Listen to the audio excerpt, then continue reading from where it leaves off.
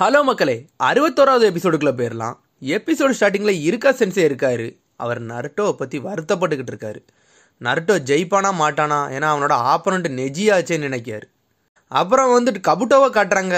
கபுட்டோ அன்பு பிளாக் ஆப்ஸில் ஒருத்தனை கொன்னுட்டு அவன் மாஸ்க் எடுத்து போடுதான். அடுத்து டோர்னமெண்ட்டை காட்டுறாங்க. நருட்டோ அவனோட ஷேடோ க்ளோன்ஸ் சம்டைம் வர வச்சு நெஜி அட்டாக் பண்ணுறான். ஒன்றையா வச்சு அடிக்கான். அதுக்கப்புறம் மொத்தத்தையும் யூஸ் பண்ணி அடிக்கான். ஆனால் நெஜி அசால்ட்டாக பிளாக் பண்ணிக்கிட்டே இருக்கான். தடுத்துட்டு சிரிக்க வேறு செய்கிறான்.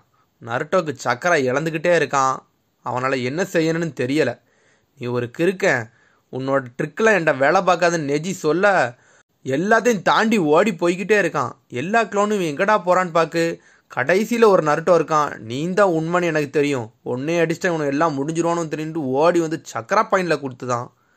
எல்லாரும் மிரண்டுட்டாங்க. அவன் சொல்கிறான், எல்லாரோட ஒன்னே ஒருத்தனை அடித்தா போதும், மிச்சம் எல்லா க்ளோனும் போயிரும் தெரியும்னு சொல்கிறான். ஹினாட்டா வருத்தத்தில் இருக்கா. ஒரு க்ளோனாக போகுது, கடைசியில் எல்லா க்ளோனும் போயிட்டு. ஹினாட்டா நினைக்கா விட்ராத நருட்டோன்னு நினச்சிக்கிட்டு இருக்கா. அதுக்கப்புறம் நருட்டோ சடனாக சிரிக்கான். என்னடான்னு பார்த்தா, நீ என்னையவே கவுண்ட் பண்ண மிஸ் பண்ணிட்டேன்னு சொல்லிட்டு கத்துதான் நருட்டோ. என்னன்னு பார்த்தா அதுவும் ஷேடோ க்ளோனு, அதுவும் ஒட்டையுது. பார்த்தா பின்னாடி இருந்து ஒரிஜினல் நருட்டோ முதல்ல இருந்து இப்போ தான் வாரான். நருட்டோ வந்து நெஜியை அடிக்கான். கீபா சொல்கிறான், நருட்டோ அசத்து, அவனை நொறுக்குன்னு சொல்கிறான். கீபா ஓடி வந்து அடிக்கான். பார்த்தா அவனை தொட முடியலை, ரொட்டேஷன் போடுதான். ஹியாஷி மிரண்டுட்டார். இந்த மூவா, இது பயங்கரமான மூவாச்சேன்னு பார்க்காரு அவர். எல்லாருமே மிரண்டு போய் பார்க்காங்க, எப்படிடா இவன் தடுத்தான்ட்டு.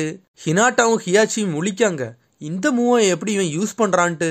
ஆனால் நருட்டோ விட மாட்டுக்கான். திரும்பி க்ளோனை போட்டுட்டு சுற்றி வாரான். டென்டன் நினைக்கா இந்த ரொட்டேஷனோட பவரே என்னன்னா, ரொட்டேஷன் ஆகையில் 360 டிகிரியும் ஈஸியாக பார்த்துரும். அவன் பியாக்குகன் சாதாரணமாக இல்லைன்னு சொல்கிறா. அவன் 8 டைகிராம் 64 பாம்ஸ் போட்டால் நருட்டோவில் ஸ்டாண்டு கூட பண்ண முடியாதுன்னு சொல்கிறா. அவள் 8 நருட்டோ ஓடி வரானுங்க. டக்குன்னு ரொட்டேஷனை போட்டு விடுதான். எல்லாவனும் பறந்து போய் வெளியே விழுறானுங்க. இந்த டெக்னிக் வந்து ஜொன்னின் லெவல் டெக்னிக்கு. இந்த டெக்னிக் இல்லைன்னா விரல் வலியோடு எல்லா சக்கரையும் ரிலீஸ் பண்ணணும். நேஜி அதை கரெக்டாக டிஸ்சார்ஜ் பண்ணுவான். இந்த மாதிரி டெக்னிக்கில் காராவோட சேண்டு சீல்டு கூட அவனை எதுக்க முடியாது. காராவே அவன் அடிப்பான். அதுக்கு மேலே அவன் பவரில் உள்ளவன் சொல்கிறா. அடுத்து ஹனாபி சொல்கிறா, அப்பா இது நீங்கள் மட்டும்தானே போடுவீங்கன்ட்டு. ஹியாஷி சொல்கிறாரு, இதை வந்து ஹெட் ஃபேமிலி மட்டும்தான் யூஸ் பண்ணுவாங்க, ஆனால் எப்படி பிரான்ச் ஃபேமிலியில் உள்ள யூஸ் பண்ணுதான்னு தெரியலன்னு சொல்கிறாரு. அவன் வந்து சொந்தமாக க்ரியேட் பண்ணியிருக்கான்னு சொல்கிறாரு.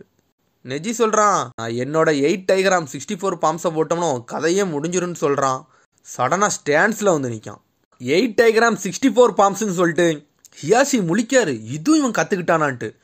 சடனாக வாரான். 2 diagram 4 diagram 8 diagram 16 diagram 32 diagram 64 diagram சடனாக எல்லா சக்கரா பாயிண்டையும் அடிக்கான். அந்த ஒவ்வொரு அடியும் ஒவ்வொரு சக்கரா பாயிண்ட் அது பிளாக் பண்ணும். 64 சக்கரா பாயிண்ட் அவன் பிளாக் பண்ணுறான். நருட்டோவை அடித்து வீசுதான்.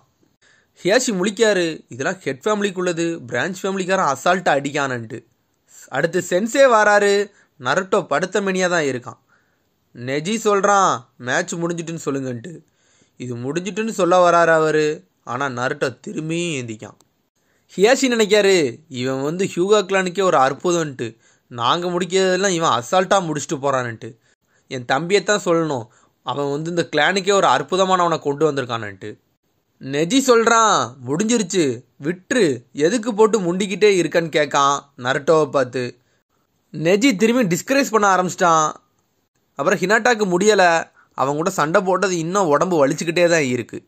நருட்டோவால் முடியலை, தயங்கிக்கிட்டே தான் இருக்கான். அவனுக்கு சடனாக லீ ஞாபகமும் ஹினாட்டா ஞாபகம் தான் வருது. நம்ம இதில் ஜெயிச்சே தீரணும், இவங்களுக்காண்டியாச்சும் நம்ம ஜெயிக்கணும்னு நினைக்கான். நருட்டோ நினைக்கான், நான் இதை விடக்கூடாதுன்னு சொல்லிட்டு எந்திக்கான். நெஜி முழிக்கான், 64 சக்கரா பாயிண்ட்டையும் நான் பிளாக் பண்ணிட்டேன், இவன் எப்படிடா எந்திரிச்சு நிற்கான்ட்டு. நான் தான் சொன்னோம்ல, நான் எப்போவுமே கிவ் அப் பண்ண மாட்டேன்ட்டு. இதுதான் என்னோட நிஞ்சாவேன்னு சொல்கிறான் நருட்டோ மாசா. அப்புறம் ஹினாட்டாக்கு ரொம்ப வலிக்க ஆரம்பிச்சிருச்சு. பார்த்தா அவளுக்கு ரத்தமே வருது. கீபா சொல்கிறான், என்னாச்சு ஹினாட்டா, இந்த மேட்சில் உள்ள வலி இன்னுமா இருக்குன்ட்டு. சடனாக அன்பு பிளாக் ஆப்ஸ்லேருந்து ஒருத்தன் வாரான். வந்துட்டு வாங்க, நான் உங்களை கூட்டு போகிறேன்னு சொல்கிறான். அடுத்து நெஜி சொல்கிறான், நான் உன்னை தாக்கணும்னு நினைக்கல, அதனால் அந்த கேமை விட்டு போயிருன்னு சொல்கிறான். எனக்கு பர்சனலாக ஓ மேலே எதுவுமே கிடையாதுன்னு சொல்கிறான். அப்படியா, ஆனால் என்கிட்ட இன்னும் பவர் இருக்குது, உன் கதையை முடிக்காமல் போக மாட்டேன்னு நருட்டோ சொல்கிறான். எதுக்கு என் கூட வந்து இன்னும் போராடிக்கிட்டு இருக்கேன்னு நெஜி கேட்கான். அதுக்கு நருட்டோ சொல்கிறான், நீ ஹினாட்டா கூட எவ்வளோ மைண்டு கேம் விளாண்ட, அவளை வந்து ஃபெயிலியர்னு சொல்கிற, அதுக்காண்டி தான் நான் மெயினாக வந்தேன் அப்படின்னு சொல்கிறான். அவன் சொல்கிறான், ஹெட் ஃபேமிலி பிரான்ச் ஃபேமிலி அதெல்லாம் பற்றி எனக்கு தெரியாது, ஆனால் நீ யாரை பற்றி ஃபெயிலியர்னு சொன்னியோ அப்போ தான் எனக்கு கோபம் அதிகமாகவே ஆச்சுன்னு சொல்கிறான். அடுத்து அந்த அன்பு பிளாக் ஆப்ஸ்காரன் ஹினாட்டாவை தூக்கிட்டு போகிறான். பார்த்தா சடனாக அவன் வந்து அவளை ஹீல் பண்ணுறான். நெஜி சொல்கிறான், நீ இவ்வளோகான சொல்கிறீங்களா, சரி சரி இந்த ஹியூகாவோட டெஸ்டினியை பற்றி நான் உனக்கு சொல்கிறேன், அதோட நோக்கமே உனக்கு இப்போ தான் புரியும்னு சொல்கிறான். அவங்களோட மெயினே கர்ஸ் மார்க் ஜுட்ஸுன்னு சொல்கிறான். ஹியாஷி அதை பார்த்துக்கிட்டே இருக்காரு. அந்த கர்ஸ் மார்க் ஜுட்ஸு வந்து ஒரு கூண்டில் அடப்பட்ட குருவி மாதிரின்னு சொல்கிறான். சடனாக ஹெட்பேண்டை கழட்டுறான். பார்த்தா அவன் நெத்தியில் கர்ஸ் மார்க் போட்டிருக்கு. நருட்டோ ஷாக் ஆகுறான், இது என்னதுன்ட்டு. ஹியாஷி தலை குனிஞ்சு நிற்காரு. அவன் சொல்கிறான், என்னோட 4 வயசில் இது எனக்கு கொண்டு வந்துட்டாங்கன்னு சொல்கிறான். அதுக்கப்புறம் பழசெல்லாம் சொல்கிறான். அதுக்கப்புறம் நிறைய வார் வந்துச்சு. அந்த வாரெலாம் முடிஞ்ச பிறகு நம்ம பீஸுக்காண்டி லேண்ட் ஆஃப் லைட்னிங்கை நம்ம ஊருக்கு அழைச்சோம். அப்போ எல்லா ஷினோபையும் எல்லா ஜொன்னினும் எல்லா லீஃப் மெம்பரும் வந்தாங்க. ஆனால் அப்போ ஒரு கிளான் மட்டும் அங்கே வரலன்னு சொல்கிறான். அன்னைக்கு எதுக்கு ஹியூகா கிளான் வரலன்னா, ஏன்னா அடுத்த தலைமுறையை அவங்க சூஸ் பண்ணத நேரம் வந்துருச்சுன்னு சொல்கிறான். அந்த நேரத்தில் அன்னைக்கு தான் ஹினாட்டாவோட 3வது வயசு பிறந்த நாள்னு சொல்கிறான். அப்புறம் சொல்கிறான், ஹினாட்டாவோட அப்பா பேர் ஹியாஷி, எங்கள் அப்பா பேர் ஹிசாஷி. அப்புறம் நெஜி சொல்கிறான், அந்த உட்கார்ந்துருக்காரே ஹியாஷி, அவர் வந்து ஹினாட்டாவோட அப்பா. ஹியாஷி இந்த உலகத்துக்கு முதல்ல வந்தனால அவர் வந்து ஹெட் ஃபேமிலி, எங்கள் அப்பா 2வது வந்தனால அவர் பிரான்ச் ஃபேமிலின்னு சொல்கிறான்.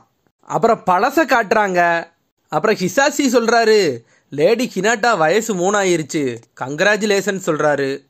நெஜிக்கு ஒன்றுமே அவங்க அப்பா சொல்ல மாட்டேக்காரு. ஒன்றும் இல்லை, நம்ம அப்புறம் பார்த்துக்கலான்னு சொல்கிறாரு.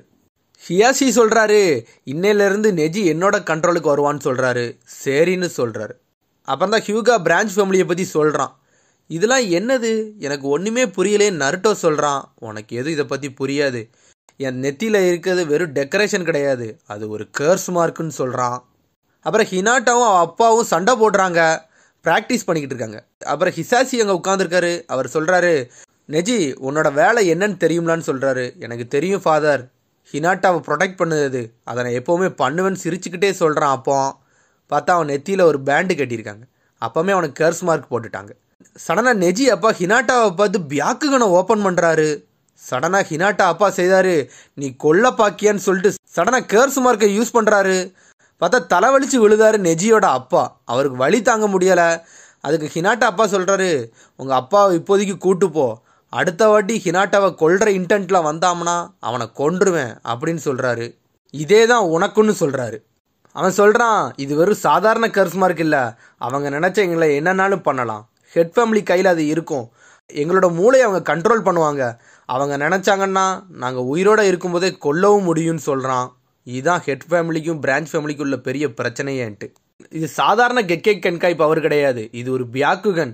இந்த பவரை நிறைய பேர் திருட நினைப்பாங்க, அதை அப்படி திருடக்கூடாதுன்னு சொல்லிட்டு தான் ஹெட் ஃபேமிலி சைட் ஃபேமிலின்னு பிரிச்சுட்டாங்கன்னு சொல்கிறான். ஹெட் ஃபேமிலியை பாதுகாக்க தான் அந்த பிரான்ச் ஃபேமிலியே இருக்காங்க, இதுதான் எங்களோட டெஸ்டினின்னு சொல்கிறான். ஒரு நாள் வந்து என்னோட அப்பாவை இந்த ஹெட் ஃபேமிலிக்காரங்க கொன்னுட்டாங்கன்னு சொல்கிறான். நருட்டோ ஷாக் ஆகுறான். ஒரு நாள் நைட்டு வந்து ஒருத்தன் வந்து ஹினாட்டாவை கடத்திட்டு ஓடிட்டான். சடனாக அவன் வெளியே ஓடி வரையில் ஹினாட்டாவோட அப்பா அவனை பார்த்துட்டாரு. அவர் வந்து ஓடி வந்து அவனை அடித்து கொன்னுட்டாரு. அவன் மூஞ்ச திறந்து பார்க்கல தான் தெரிஞ்சு அவன் லேண்ட் ஆஃப் லைட்னிங்கில் உள்ளவன்ட்டு. நம்ம ஊருக்கு வந்தவன் பார்த்தா பியாக்குகனை களவாங்க வந்திருக்கான்னு சொல்கிறான். அந்த அவனோட மெயின் நோக்கமே பியாக்குகனை திருடதான் சொல்கிறான். இந்த பிரச்சனையை நிப்பாட்ட 2 பேரையும் சரிசமமாக உட்கார வச்சு பேசினாங்கன்னு சொல்கிறான். நிலைமை ரொம்ப மோசமாக போய்கிட்டே இருந்துச்சு. இதனால லைட்னிங்க்கும் லீஃபுக்கும் பெரிய வாரே வரப்போச்சு. லீஃப் வில்லேஜ் எப்போவுமே வாரை தடுக்கணும் தான் நினைக்கும். அதனால் அவங்களுக்கு கேட்ட நம்ம டீலை ஒத்துக்கிட்டோன்னு சொல்கிறான். என்ன டீலுன்னு கேட்கான். உயிருக்கு உயிர் கொடுக்கணும்னு சொல்கிறான். லேண்ட் ஆஃப் லைட்னிங் வந்து என்ன கேட்டுக்கிட்டாங்கன்னா, எங்கள் ஆளை கொண்ட ஹியாஷியை நாங்கள் கொல்லணும்னு சொல்கிறாங்கன்னு சொல்கிறான். அவங்க ஹியாஷி உயிரைத்தான் கேட்டாங்க. சரின்னு பார்த்தா அதுக்கப்புறம் வந்து அவங்க ஹியாஷியை கொல்லலை, எங்கள் அப்பா ட்வின் பிரதர் ஹிசாஷியை கொண்டுட்டாங்கன்னு சொல்கிறான். ஹெட் ஃபேமிலியை ப்ரொடெக்ட் பண்ணுறதுக்காண்டி அவர் செத்துட்டாருன்னு சொல்கிறான். ஒரு வழியாக அவர் செத்தது நல்லது தான், இந்த கர்ஸ் மார்க்லேருந்து தப்பிச்சாரேன்னு சொல்கிறான். ஹியாஷி அதை பார்த்துக்கிட்டே இருக்காரு. அவன் சொல்கிறான், இந்த ஹியூகா கிளான் பிரச்சனையை பார்த்தியா, முதல்ல பிறந்தா ஹெட் ஃபேமிலி, 2வது பிறந்தா சைட் ஃபேமிலி, எங்களோட வழிலாம் உனக்கு தெரியாதுன்னு சொல்கிறான். அவன் வருத்தத்தில் பேசுகிறான் நெஜி. அதோட எபிசோடு முடியுது. அடுத்த எபிசோடில் சந்திப்போம். மறந்துடாம சப்ஸ்கிரைப் பண்ணுங்கள், ஷேர் பண்ணுங்கள், கமெண்ட் பண்ணுங்கள், பெல் பட்டன் அமுக்க மறந்துடாதீங்க. See you, bye.